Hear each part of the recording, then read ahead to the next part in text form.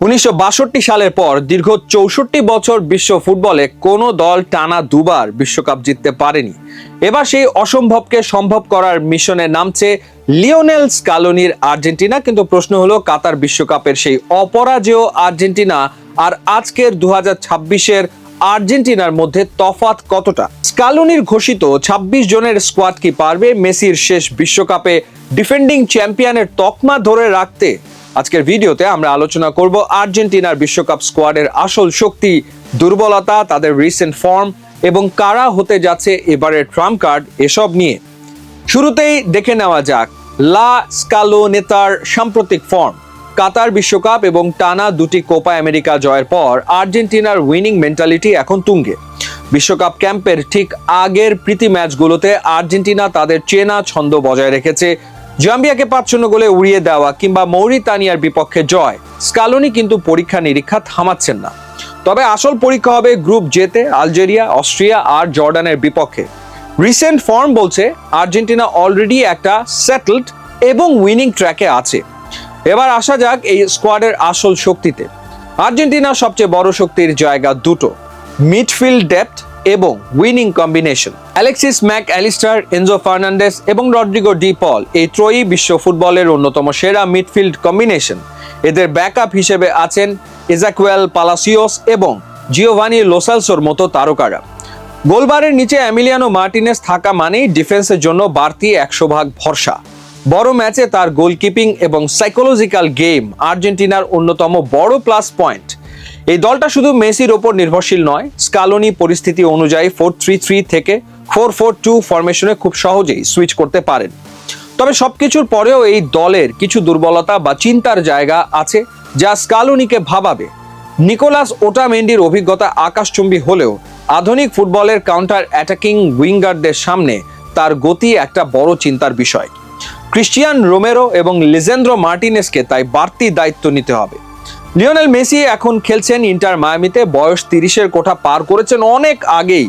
তিনি এখনো জাদুকর, কিন্তু হাই ইন্টেন্সিটি নকআউট ম্যাচে আর্জেন্টিনা কি এখনো মেসির একটা জাদুর মুহূর্তের জন্য চাতক পাখির মতো চেয়ে থাকবে? তাহলে এই বিশ্বকাপে আর্জেন্টিনার ভাগ্য নির্ধারণ করবে কারা? নজর রাখুন এই 4 জনের ওপর। নিজের ষষ্ঠ এবং সম্ভবত ক্যারিয়ারের শেষ বিশ্বকাপে মেসি খেলবেন সম্পূর্ণ চাপহীনভাবে। গোল করা এবং করানোর ক্ষেত্রে তিনিই থাকবেন মূল চালিকা শক্তি।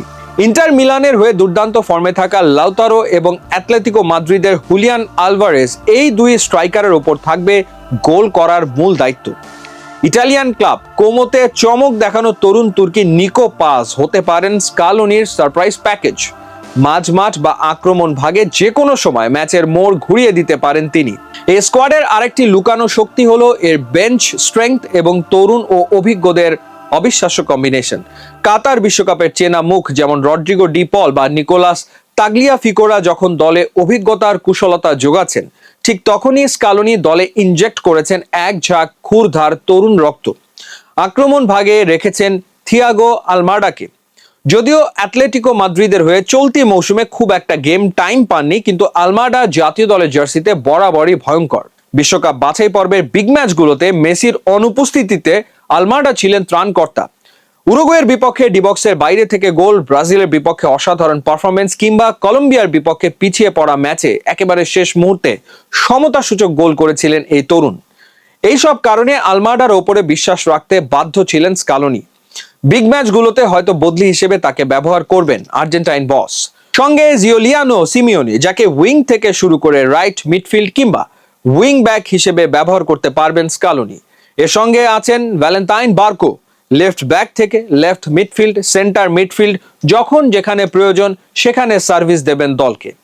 আর ম্যাচ চলাকালে সিমিওনি আলমাডা বার্কোর মতো ফুটবলারদের ব্যবহার করে যে কোনো মুহূর্তে উইং প্লে বা কাউন্টার অ্যাটাকের গতিপথ বদলে দিতে পারেন। বেঞ্চের এই গভীরতার কারণেই প্রতিপক্ষ দলগুলো ম্যাচের শেষ 30 মিনিটে গিয়েও আর্জেন্টিনার ডিফেন্স বা মিডফিল্ডকে সহজে রিড করতে পারবে না। অভিজ্ঞদের মগজাস্ত্র আর তরুণদের ক্ষিপ্রতা, এই দুইয়ের যুগলবন্দি এবার আর্জেন্টিনার ব্যাক টু ব্যাক বিশ্বকাপ জয়ের অন্যতম বড় চাবিকাঠি হতে পারে। সব মিলিয়ে 2026 সালের এই আর্জেন্টিনা স্কোয়াডটি অভিজ্ঞতা এবং তারুণ্যের এক দারুণ মিশ্রণ। তারা ডিফেন্ডিং চ্যাম্পিয়ন হিসেবেই মাঠে নামবে এবং যে কোনো দলকে ঘুরিয়ে দেওয়ার সামর্থ্য তাদের আছে।